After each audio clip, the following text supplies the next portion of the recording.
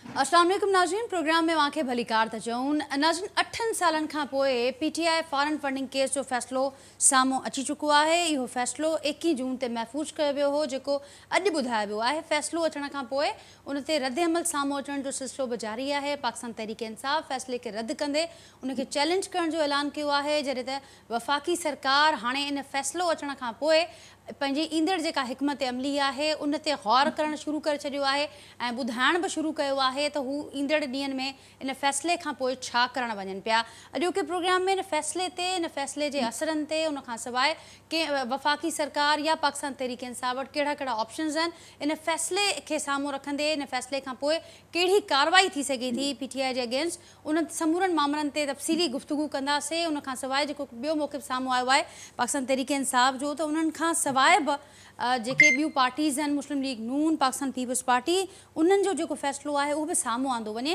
इन्हनि समूरनि मामलनि ते गौर कंदासीं। पर सभ खां पहिरियों अॼोको जेको फ़ैसिलो आयो आहे उन फ़ैसिले जा कुझु अहम नुक़्ता अव्हां वटि रखूं था। इन फ़ैसिले जो पस मंज़र छा आहे उहो अव्हां वटि रखूं था ऐं उन खां पोइ गुफ़्तगू खे अॻियां कंदासीं। नाज़रीन, PTI फॉरेन फंडिंग केस जे जेके अहम नुक़्ता आहिनि, साबित थियो आहे त PTI मना थियल फंड्स वरिता आहिनि।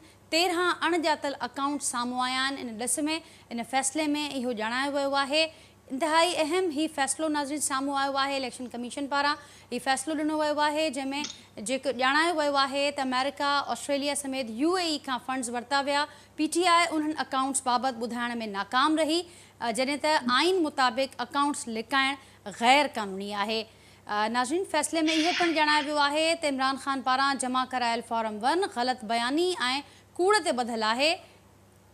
हल्फ़ी बयान जे हवाले सां इहो ॼाणायो पियो वञे त इमरान ख़ान साहब पारां जेको जमा करायो वियो आहे फॉर्म 1 उहो ग़लति बयानी ऐं कूड़ ते ॿधलु आहे। निजी बैंक में खोलियल 2 अकाउंट्स इमरान ख़ान PTI जे नाले ते खोलिया आहिनि। इहो पिणु इन फ़ैसिले में ॼाणायो वियो आहे। PTI बाबति जेको फॉरेन फंडिंग केस जो फ़ैसिलो आहे नाज़रीन, उहो साम्हूं आयो वाज़े कयो वियो आहे त PTI जेके मना थियल यानी जेके पाबंदी पियल फंडिंग आहे उहा वरिती आहे। इहो साबित थियो आहे, जंहिंखां पोइ शोकास नोटिस जारी थिया आहिनि। इहो बि ॼाणायो वियो आहे त हिकु बैंक अकाउंट में 8 करोड़ खां वधीक ऐं ॿिए में $51,000 हुआ। UAE जे कानून में ख़ैराती तंज़ीमुनि पारां डोनेशन वठण ते पाबंदी आहे, पर उन बावजूदि इहे डोनेशन्स वरिता विया। भञकड़ी कई वई उन कानून जी। फंड रेज़िंग लाइ इजाज़त घुर्बल हूंदी आहे, इजाज़त न वठणु UAE कानून जी भञकड़ी आहे। PTI फॉरेन फंडिंग फ़ैसिले जा अहम नुक़्ता अव्हां वटि रखूं पिया नाज़रीन। फ़ैसिले में इहो पिणु ॼाणायो वियो आहे त फॉरेन फंडिंग पाबंदी जेका पयल फंडिंग आहे उहा साबित थी आहे PTI ते, त हुननि जेका मना कयल फंडिंग आहे उहा वरिती आहे। जंहिं बुनियाद ते त PTI खे शोकास नोटिस जारी थिया आहिनि त अव्हां इहो ॼाणायो त अव्हां ख़िलाफ़ु कार्रवाई छो न कई वञे, छाकाणि त हीउ साबित थियो आहे त अव्हां पाबंदी पियल जेका फंडिंग आहे उहा वरिती आहे। हाणे अव्हां ॿुधायो, शोकास नोटिस जारी थियो आहे त अव्हां ख़िलाफ़ु जेका फंडिंग आहे उहा छो न अव्हां ख़िलाफ़ु जेका कार्रवाई आहे उन बुनियाद ते जेका बीहे थी उहा छो न कई वञे। असीं पंहिंजी टीम खे चवंदासीं त जेको पस मंज़र आहे, बैकग्राउंड आहे, उहो पिणु नाज़रीन जे साम्हूं रखूं त जीअं उन खां पोइ जेका असांजी गुफ़्तगू थींदी उहा उन हिसाब सां थींदी। असां अव्हांखे ॿुधायोसीं त 8 सालनि खां पोइ हीउ फ़ैसिलो आयो आहे। इन विच में नाज़रीन केतिरा ई भेरा पाकिस्तान तहरीक इंसाफ़ इल्तवा जूं दरख़्वास्तूं बि ॾिनियूं आहिनि। हीअ दरख़्वास्त ॿुधण जोगी न आहे। इहो पिणु पाकिस्तान तहरीक इंसाफ़ पारां मुख़्तलिफ़ वक़्तनि ते दरख़्वास्तूं जमा कयूं वयूं। उन खां पोइ हिकु उन्हनि जे PTI जे माली मामलनि जी जांच जे हवाले सां हिकु स्क्रूटनी कमेटी जोड़ी वई। उन स्क्रूटनी कमेटी पारां जेका पंहिंजी रिपोर्ट हुई, जंहिंमें पिणु ॼाणायो वियो त हीअ जेका पर डे ही फंडिंग आहे, जेका मना थियल फंडिंग आहे, उहा वरिती वई आहे। उहा रिपोर्ट ॾिनी वई। उन खां पोइ हाई कोर्ट खे दरख़्वास्त कई वई त इन केस खे, छाकाणि त 8 सालनि खां हले पियो, मंतकी अंजाम ताईं पुॼायो वञे। इन करे मंतकी अंजाम ते पहुचाइण जे लाइ रोज़ानो जी बुनियाद ते ॿुधणी कई वञे, जंहिंखां पोइ हाई कोर्ट पारां इहो फ़ैसिलो साम्हूं आयो त हिन खे रोज़ानो जी बुनियाद ते हलाए करे जल्द खां जल्द हिन केस जो 1 महीने अंदरि हिन ॿुधणी मुकमल कई वञे ऐं हिन फ़ैसिलो साम्हूं ॾिनो वञे, जंहिंखां पोइ 21 जून ते फ़ैसिलो महफ़ूज़ थियो आहे। अव्हांखे इहा बि ॼाण आहे नाज़रीन त पाकिस्तान तहरीक इंसाफ़ जे बानी रुकन अकबर एस अकबर पारां इहा दरख़्वास्त 2014 में जमा कराई वई, जंहिंखां पोइ हीअ समूरा मामला थिया आहिनि ऐं अॼु बहरहाल फ़ैसिलो साम्हूं अची चुको आहे। फ़ैसिले जे हवाले सां ई ॻाल्हाईंदासीं। मूंसां गॾु जेको पैनल मौजूदु आहे जो तारुफ़ सां कराईंदसि, मूंखे जॉइन कयो आहे वीडियो लिंक ते पाकिस्तान पीपल्स पार्टी सां तालुक़ रखंदड़ सीनियर अॻवान आहिनि डॉक्टर करीम ख्वाजा साहब, जावेद काज़ी साहब आहिनि सीनियर कानूनदान आहिनि, तजा निगार आहिनि, शबीर शर साहब आहिनि सीनियर कानूनदान आहिनि, सखर स्टूडियो खां असां सां गॾु मौजूदु आहिनि। उहे पिणु अॼोके प्रोग्राम सां गॾु शरीक हूंदा। शहज़ाद कुरैशी साहब आहिनि, पाकिस्तान तहरीक इंसाफ़ सां तालुक़ रखंदड़ सीनियर अॻवान आहिनि, फ़ोन लाइन ते मूंसां गॾु मौजूदु आहिनि। ऐं मियां अज़ीम साहब आहिनि, मुस्लिम लीग नून सां तालुक़ रखनि था, उहे पिणु कुझु देरि में वीडियो लिंक ते असांखे जॉइन कंदा। अवां सभिनी खे भलीकार चऊं था प्रोग्राम में। ऐं अवां सभिनी जी इजाज़त सां शबीर साहब अवां खां आगाज़ कयां थी प्रोग्राम जो। फ़ैसिलो असांजे साम्हूं अची चुको आहे, फ़ैसिले खां पोइ रद्द अमल साम्हूं अचण जो सिलसिलो बि जारी आहे। अवां खां इहो सम्झणु चाहींदासीं त हिन फ़ैसिले खां पोइ ईंदड़ जेके मरहला हूंदा उहे कहिड़ा हूंदा, हाणे कहिड़े रीति हे मामिलो ही केस अॻियां वधंदो, उहो असां सां शेयर कजो। ऐं उन सां गॾोगॾु के PTI पाकिस्तान तहरीक इंसाफ़ या वफ़ाक़ी सरकार ॿिन्ही वटि हाणे फ़ैसिले अचण खां पोइ कहिड़ा कहिड़ा ऑप्शन्स आहिनि? शबीर साहब महिरबानी। ॾिसो न, हींअर जेको अॼु जेको फ़ैसिलो आयो आहे उन फ़ैसिले जे मुताबिक़ त जेको मना थियल परॾेही फंड आहिनि उन जे सिलसिले में आयो आहे त उहे फंड हिननि छो वरिता, जॾहिं त या कानून में मना थियल आहे, इलेक्शन रूल्स में मना थियल आहे त ॿाहिरां जा शहरी उहे हिन में पार्टी फंड में पंहिंजा पैसा जेके आहिनि से उहे जमा न कराईंदा, पर उनजे बावजूद बि तहरीक इंसाफ़ वारनि उहे पैसा हुते वरिता ऐं उहे जमा कराया। यानी ओवरसीज़ पाकिस्तानीज़ खां उन्हनि चंदा वरिता। ओवरसीज़ पाकिस्तानी जेके परॾेह में रहनि था उहे मुख़्तलिफ़ जेके उन्हनि जा उतां जा शहरी आहिनि ऐं उन्हनि जे दोस्तनि जे लिहाज़ सां उन्हनि ॾिनो आहे। बाक़ी जेको फॉरेन फंडिंग केस आहे उहो साबित कोन थियो आहे। उन जजमेंट जेका 68 पेजनि ते आई आहे उन मूजिबि कंहिं बि ॿाहिरि मुल्क तहरीक इंसाफ़ जे अकाउंट में पैसा जमा न कराया आहिनि, न सरकारी तरह ते ऐं न कंहिं ॿिए सोर्स जे ज़रिए। उहो प्रोसिक्यूशन जेका असां साबित न करे सघी आहे, पिटिशनर बि उन केस खे साबित न करे सघियो, जंहिंजे करे ज़ाहिर आहे त उहा पार्टी ते जेकॾहिं पाबंदी लॻी आहे ऐं रेफरेंस पेश थिए आहे सुप्रीम कोर्ट में त उहो फॉरेन फंडिंग केस हुयो। ऐं हीउ जेको आहे प्रोहिबिशन फंडिंग केस, मना थियल फंड वारो केस, इन में इहो आहे त जेके हुननि जा असेट्स उन वटि जमा आहिनि उहे इलेक्शन कमीशन या गवर्नमेंट या कोर्ट उहे ज़ब्त कंदी।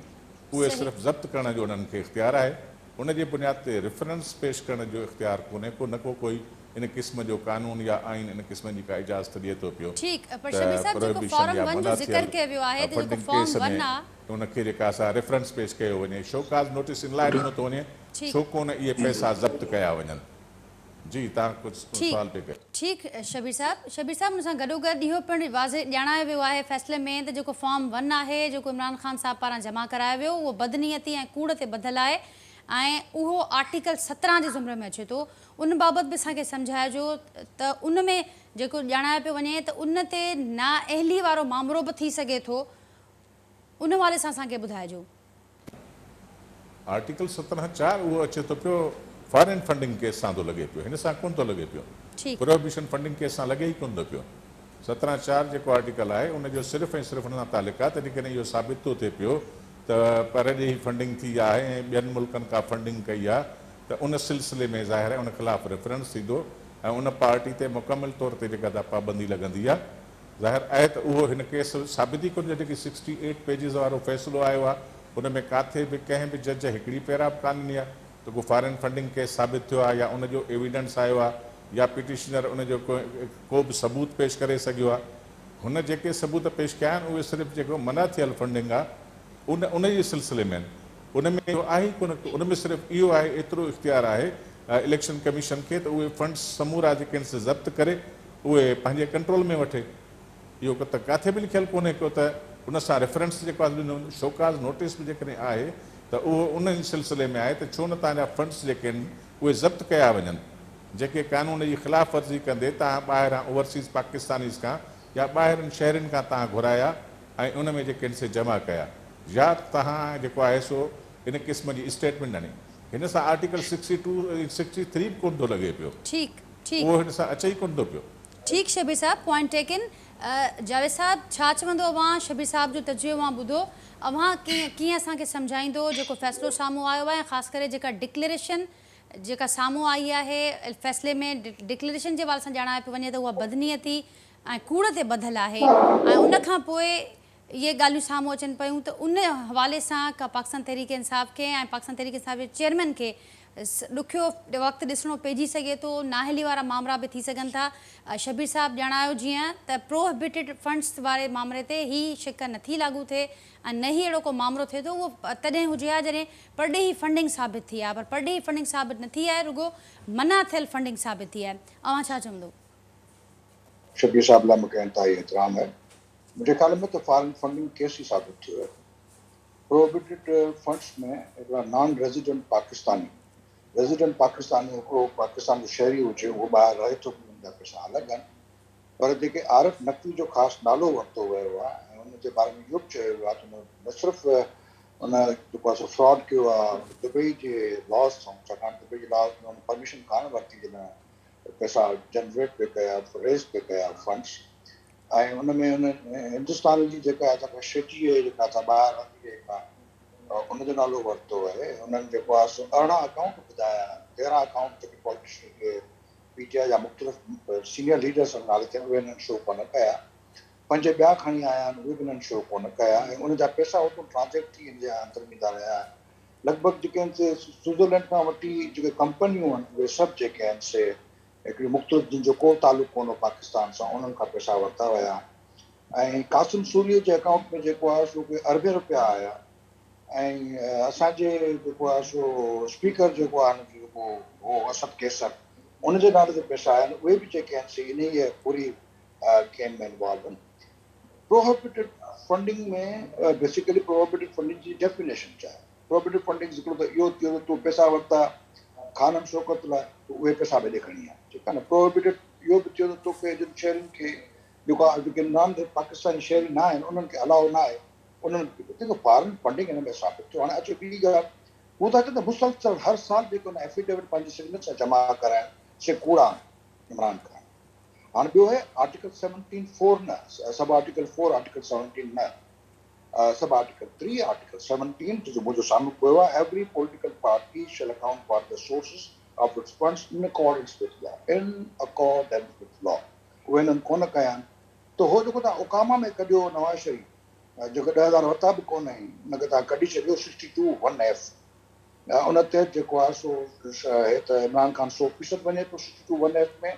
जेका डेफिनेशन आहे 62(1)(f) जी, उनखे थोरो हुननि मुख़्तलिफ़ बि कयो आहे। ख़्वाजा आसिफ केस में हिते जेको आहे सो इमरान ख़ान नवाज़ शरीफ़ चवनि त हणी विया तमामु घणो $2.1 मिलियन ही चवनि था पिया 5 सालनि जे ज़माने 2008 खां वठी 2014 साल उहे आरिफ नक़वी मोकिले न। आरिफ नक़वी जे बारे में इहो केस बि चए थो 70 पेजिस ते केस आहे, हुन में इहो बि चए थो त आरिफ नक़वी जेको आहे प्ली बार्गेन बि करे चुको आहे, माना पंहिंजो जेको आहे चोरी विकायत जो कंफेस करे चुको आहे, ठीकु आहे न।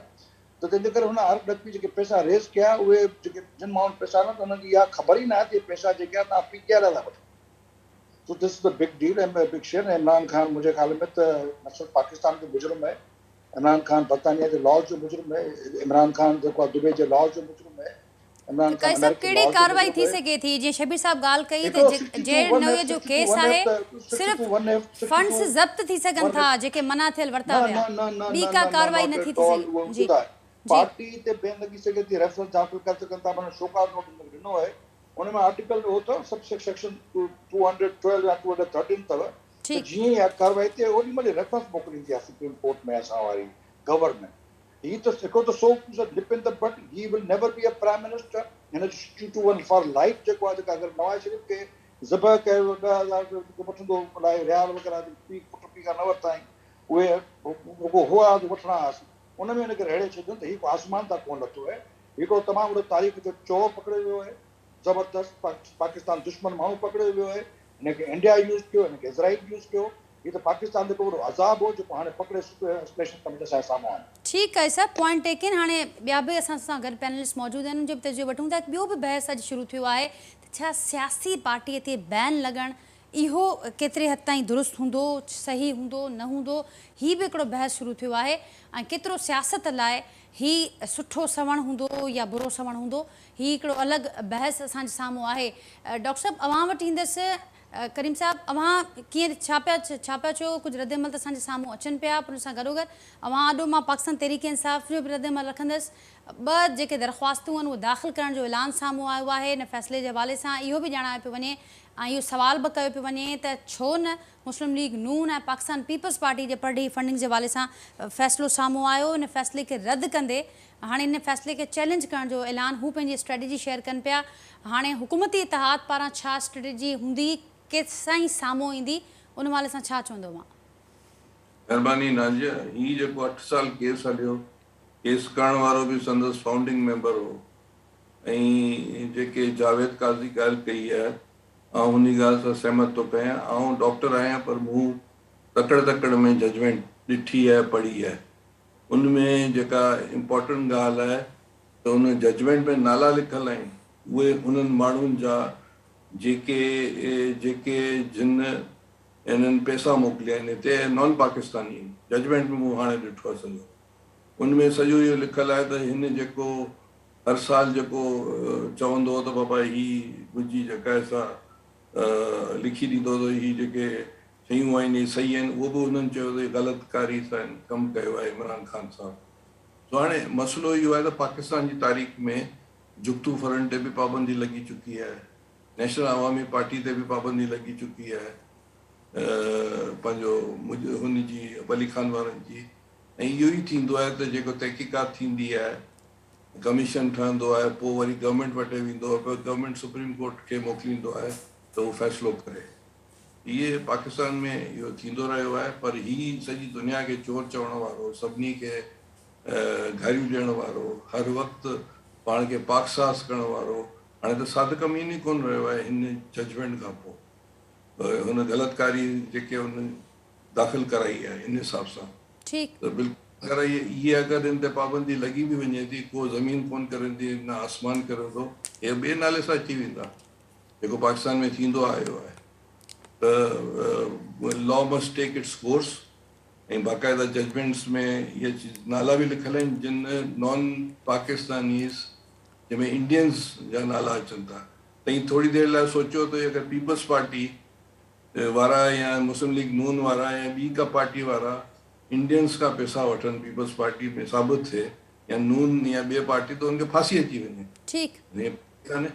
हिनखे सपोर्ट आहे किन ताक़तवर माण्हुनि जी परवाही कान्हे, त का ॻाल्हि ई कान्हे। ॿियो अलाए छा छा आहिनि, आरिफ नक़वी सॼी दुनिया में कल्परेट लॻो पियो आहे। हुनजो हुन जजमेंट मूं जीअं ॾिठी, जजमेंट सॼी पढ़ी, त कंहिं दोस्त चयो त बाबा नाला कोन्हनि। बाबा जजमेंट में नाला लिखा पिया आहिनि, नॉन पाकिस्तानी कंपनीज़, आरिफ नक़वी, इहे सभु जेके काज़ी साहब पियो चए उहे सभु चीज़ूं लिखियल आहिनि। बिल्कुलु law must take its course. ही कल्परेट साबित थियो आहे, he must go according to the law.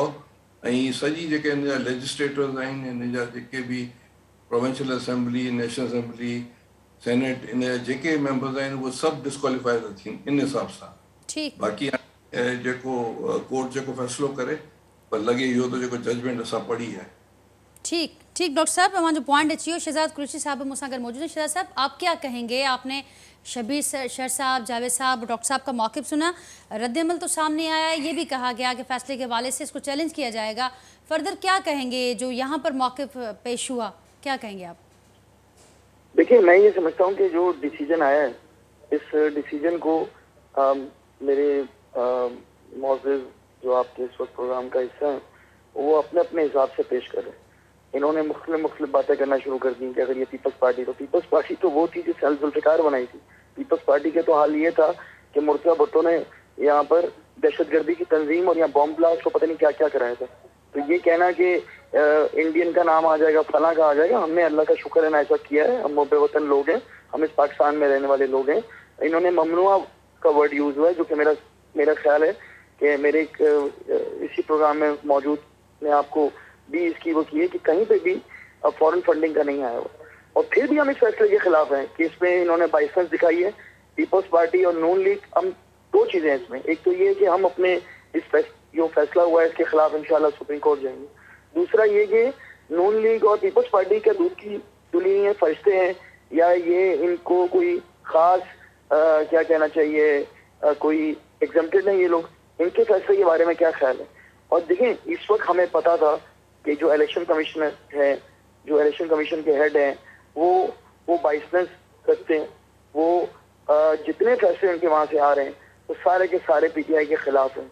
आपने देखा कि जिस हिसाब से जब हमारी गवर्नमेंट थी, इलेक्शन भी होते थे, किस तरीके से ये था। और अभी भी आप देख लें पंजाब में जितनी भी सीट हमने हालांकि ज्यादा जीती हैं, उसके बावजूद हर सीट पे 15 से 20 हजार वोट की धांधली का भरपूर सबूत पेश किए जा रहे हैं। तो कहने का मकसद ये है कि ये जितनी भी साजिशें कर लें, कुछ भी कर लें, ये सारे इकट्ठे भी हो जाएं। ये आपको याद हो इसी प्रोग्राम में कहते थे कि मईशत तबाह कर रहा है इमरान खान, फला ये वो। तो इमरान खान के दौर में तो मईशत चल भी रही थी, मईशत का पहिया भी चल रहा था, रियल एस्टेट हो, टेक्सटाइल हो, ओवरऑल इंडस्ट्री हो, ये हालात नहीं थे। और यूक्रेन और रूस की लड़ाई के बावजूद भी उस तरह से ऑयल प्राइसेस नहीं बढ़ रही थी।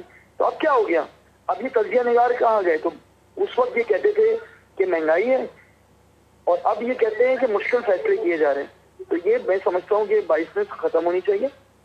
और पीपल्स पार्टी का भी हाल यही है कि पार्लियामेंटेरियन के नाम से इलेक्शन लड़ते हैं, ठीक है ना। तो लेकिन इंशाल्लाह हम पाकिस्तान तहरीक इंसाफ के नाम से ही लड़ेंगे।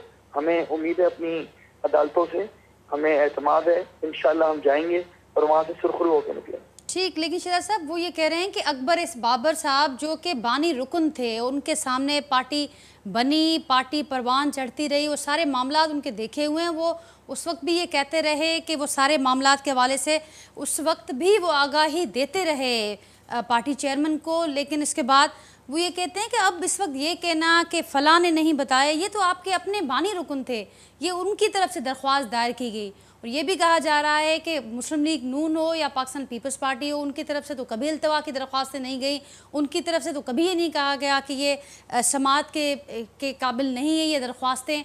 तो ये सारा केस वो बता रहे हैं कि हम तो तैयार हैं, हमारे हवाले से जो फैसले आने हैं वो आ जाएं, कल आ जाएं, हम तैयार हैं।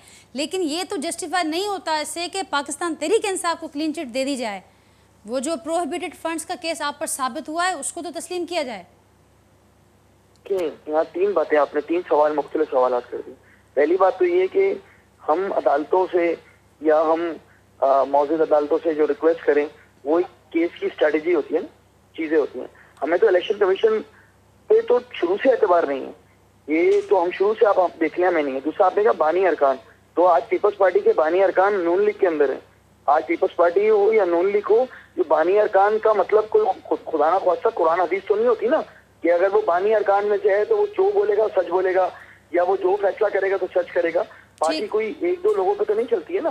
पार्टी में मुझे आज भी याद है कि जब 60s में पीपल्स पार्टी बनी थी, उसके बाद 71 तक काफी लोग छोड़ चुके थे। उसके बाद जब जुल्फिकार अली भुट्टो साहब को शहीद किया गया था, और जिसके साथ आज ये बैठे हुए पीपल्स पार्टी वाले, वही उनका रूहानी बाप था जनरल गिलानी साहब। तो उस ज़ियाउल हक साहब, तो उस दौर के अंदर और लोग छोड़ के चले गए थे।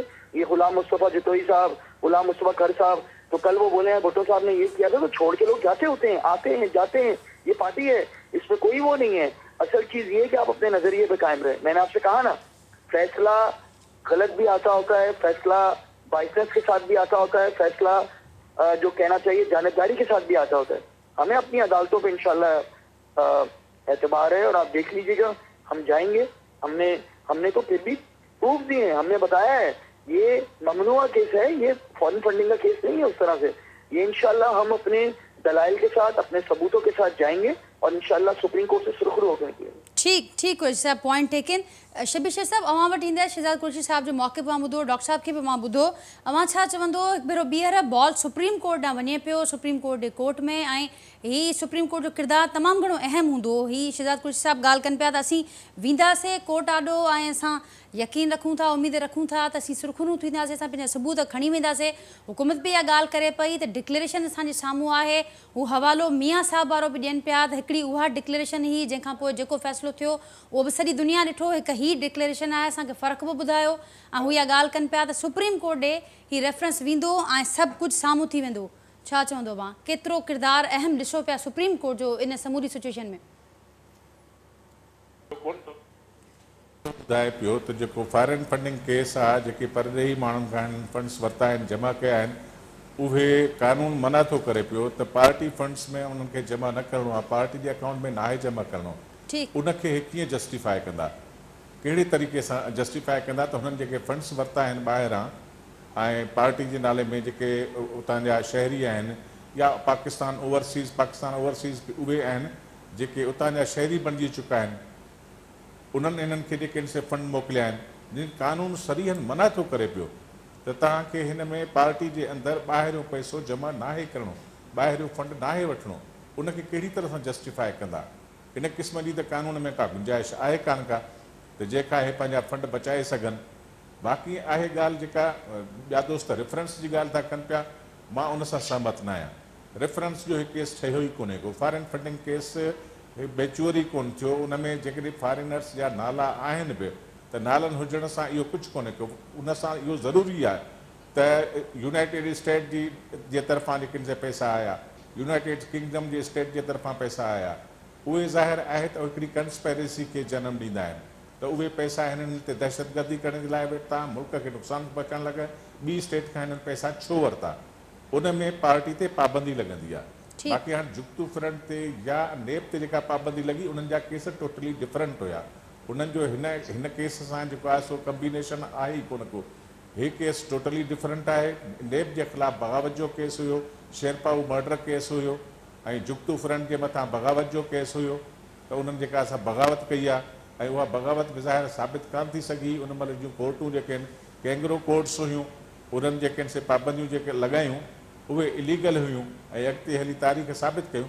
पर हींअर हिते जेको केस आहे उहो टोटली डिफरेंट केस आहे। उन में उहो न त पाबंदी जो केस आहे ऐं न ई उहे पंहिंजे जेके फॉरेन फंड्स आहिनि, जेके परॾेही मना थियल फंड्स आहिनि, उहे बचाए नथा सघनि। न ई सुप्रीम कोर्ट उन्हनि खे मां सम्झां थो को रेस्टोर कंदी या हिननि जे हक़ में फ़ैसिलो ॾींदी। जी ठीक शबीर साहब। मियाँ अजीम साहब इस सां मौजूद हैं, नून लीग से ताल्लुक़ रखन था, सीनियर अखबार हैं। मियाँ अजीम साहब, आपको भी वेलकम करती हूँ प्रोग्राम में। क्या आने वाले दिनों के हवाले से इस फैसले के बाद स्पेसिफिकली क्या स्ट्रेटजी होगी फेडरल गवर्नमेंट की इस फैसले के बाद? मियाँ साहब, आप मुझे सुन रहे हैं? मियाँ अजीम साहब, आप हमारे साथ लाइन पर मौजूद हैं? नाज़रीन, राब्तो मुनक़ते थी वियो आहे। कोशिशि कयूं था मियाँ अज़ीम साहब सां राब्तो कयूं। जीअं शबीर साहब ॼाणायो त हीउ जेको केस आहे हिन में रेफरेंस ठहे ई कोन थो ऐं हू सहमत न आहिनि इन शइ खां। बाक़ी ऐं सुप्रीम कोर्ट बि हू न पिया सम्झनि त रिस्टोर करे सघंदी हिन मामले खे। असीं ज़रूरु राय वठंदासीं, छाकाणि त फेडरल गवर्नमेंट इहो ॼाणाए पई त असीं रेफरेंस बि हिन बुनियाद ते ज़रूरु अॻियां कंदासीं। ऐं हू बि ॻाल्हि कनि पिया त हीउ मामिलो जेको अल्टीमेटली वञिणो आहे अदालत में वञिणो आहे।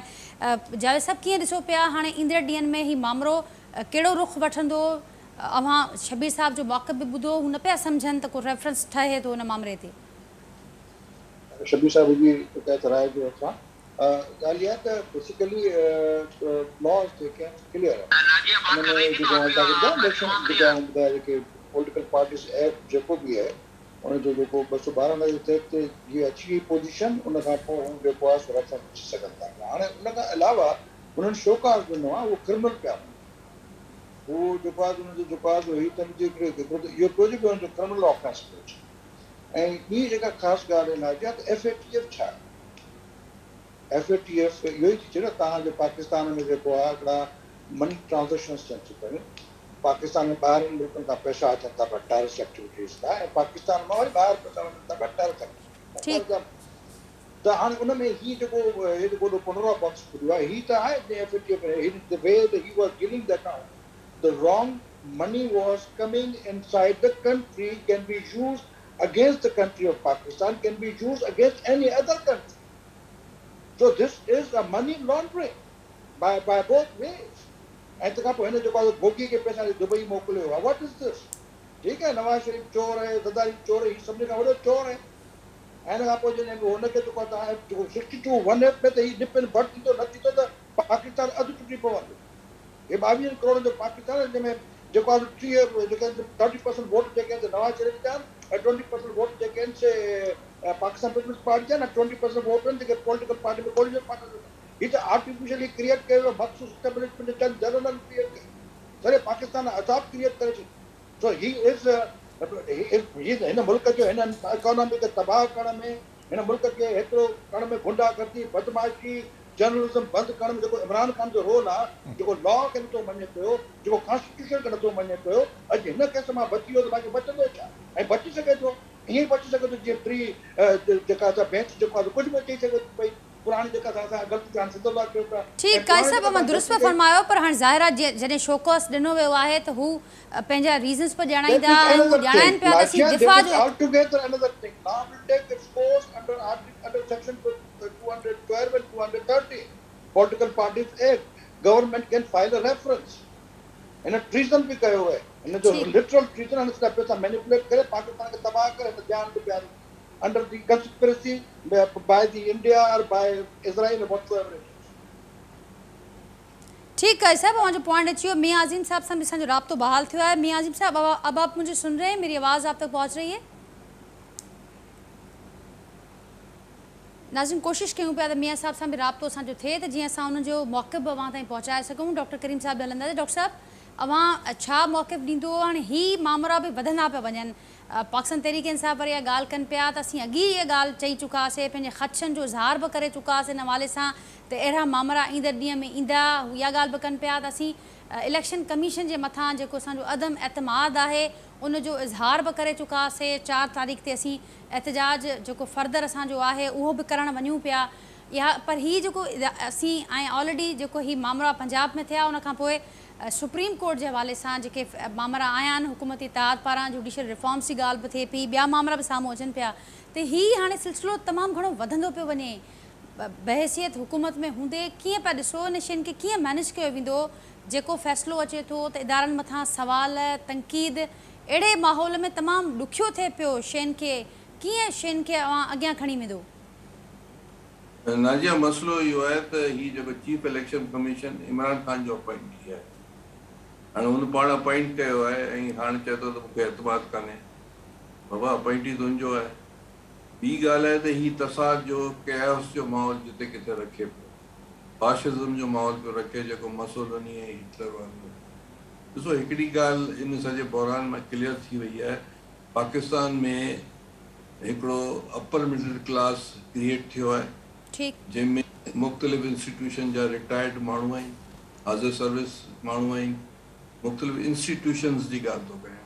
ऐं इहे इंस्टीट्यूशन जेको आहे सो जेको चवंदा आहिनि न पीरियड आहे को 75 ईयर्स कोन्हे, 200 साल। ईस्ट इंडिया कंपनी इन इंस्टीट्यूशन्स खे ठाहिया। पोइ उन इंस्टीट्यूशन सां ब्रिटिश क्राउन एतिरो घबराइजी वियो त उन्हनि उन्हनि खे टेक ओवर कयो 1857 में। ऐं पोइ 1947 में इंडिया ऐं पाकिस्तान में इहे इंस्टीट्यूशन्स विया। हिननि जी 200 साल जी हिकिड़ा एक्सपीरियंस इंस्टीट्यूशन्स आहिनि, पर बदकिस्मती सां हिते डेमोक्रेसी न हुजण जे करे ही इंस्टीट्यूशन्स हाणे चाहिनि था त 4 सूबनि खे कंट्रोल कयूं, अफ़गानिस्तान खे कयूं, ऑक्सस रिवर जेको अफ़गानिस्तान आहे उनजे बियॉन्ड बि वञी करे लुटमार कयूं। तो हाणे हिननि जा इहे ख़्वाब आहिनि ऐं इनखे रिप्रेज़ेंट इमरान ख़ान पियो करे as simple as it is. इहो जेको आहे सो पार्लियामेंट इनखे कंट्रोल करे सघे थी ऐं पॉलिटिकल पार्टीज़ करे सघनि। हीअ त इमरान ख़ान जी त हिकिड़ी फासिस्ट पार्टी आहे, इनखे ठाहियो वियो आहे शुजा पाशा ऐं ज़हीरुल इस्लाम ऐं वग़ैरह वग़ैरह जेके रिटायर्ड जजिस आहिनि। साक़िब निसार त उनखे सादिक़ अमीन चई चुको आहे, हाणे त अॼु साबित थियो सादिक़ अमीन कोन रहियो आहे। तो इहे तमामु हिकिड़ो तसाद वारी सिचुएशन आहे ऐं हीअ क्योस पैदा करणु था चाहिनि। हीअ जेको सिस्टम जेको हले पियो उनखे तहस नहस करणु था चाहिनि, धारगन था करणु चाहिनि, विढ़णु था चाहिनि। ठीकु, त पोइ हुकूमत जी काउंटर स्ट्रेटजी छा आहे? अव्हां चयो त पार्लियामेंट सुप्रीम आहे इन समूरी सूरत हाल में, उते ही इन्हनि क्राइसिस जो इन मामलनि जो को हल निकिरी सघे थो, पर जेके पार्लियामेंट में वेठल आहियो अव्हां सभु उहे छो नथा प्रायोरिटी ते रखनि इन मैटर्स खे? उहो नज़र न पियो अचे, छो स्पेस छॾियो पियो वञे? जो केॾी महिल असीं ॾिसूं पिया त अदालत खे इंटरवीन करिणो थो पए, कंहिं वक़्तु इदारनि खे इंटरवीन करिणो थो पए, त हीअ स्पेस छॾियो छो पियो वञे? छो न पियो पार्लियामेंट खे सुप्रीम कयो वञे? बिल्कुलु सुप्रीम थींदी स्पेस असीं कोन पिया छॾियूं, स्पेस में हू जंप पिया कनि, हीअ इदारा जंप पिया कनि, डेलिबरेटली जंप पिया कनि ऐं मीडिया ते हुननि जो होल्ड आहे ऐं उहो पंहिंजा मैसेजिस ईअं था ॾियनि त बाबा सभु कुझु असीं आहियूं, सभु कुझु असीं कंट्रोल था कयूं। त चवण जो मतिलबु आहे त इहो हिकिड़ी जेको आहे स्ट्रेटजी आहे 72-75 सालनि खां इन इदारनि जी, जेके पंहिंजे तौर ते हिननि कुझु कोन हासिलु कयो सवाइ इन जेके प्रोपेगेंडा जी। तो असां फेस कयूं पिया ऐं पार्लियामेंट जे थ्रू जेको आहे सो पार्लियामेंट सुप्रीम आहे उन जे बतन खां जजिस इहे जुडिशरी कोर्ट सभु ठहियूं आहिनि। असांजी कोशिशि आहे त पार्लियामेंट खे सुप्रीम करे जेके रिफॉर्म्स आणियूं ऐं ही बिल्कुलु कंस्पायरेसी आहे, इहे इदारा कनि पिया कंस्पायरेसी। असांखे खुली करे ॻाल्हाइणु खपे ऐं माण्हुनि खे ॿुधाइणु खपे त ही कंस्पायरेसी कनि पिया ऐं मैनिपुलेट था कनि ऐं इहे नैरेटिव्स छॾीनि पिया ऐं पॉलिटिकल पार्टीज़ बि फेस करे सघनि थी ऐं पार्लियामेंट यकीनन उहो ई इन्हनि खे हिकिड़े पासे करे सघे थी। ही त फाशिस्टी आहे। ॾिसो न हिटलर आख़िर में जेको पार्लियामेंट खे साड़े छॾी, हिन जे वस में कोन्हे त इमरान खान बि साड़े छॾे। ठीक डॉक्टर साहब, वहाँ जो पॉइंट अची वियो। मियां अजीम साहब, आपको मेरी आवाज़ आ रही है? नाज़रीन, असांजी कोशिश आहे मुस्तकिल त मियां अजीम साहब सां असांजो राब्तो बहाल थी वञे। शहजाद कुरैशी साहब, आप क्या कहेंगे? ये बड़ी अहम एक पॉइंट। नाज़रीन, शहजाद कुरैशी साहब सां ॻाल्हायूं था। असां सां गॾु मौजूद आहिनि मियां अजीम साहब। मियां अजीम साहब, आपको मेरी आवाज़ आ रही है? मुझे सुन रहे हैं आप?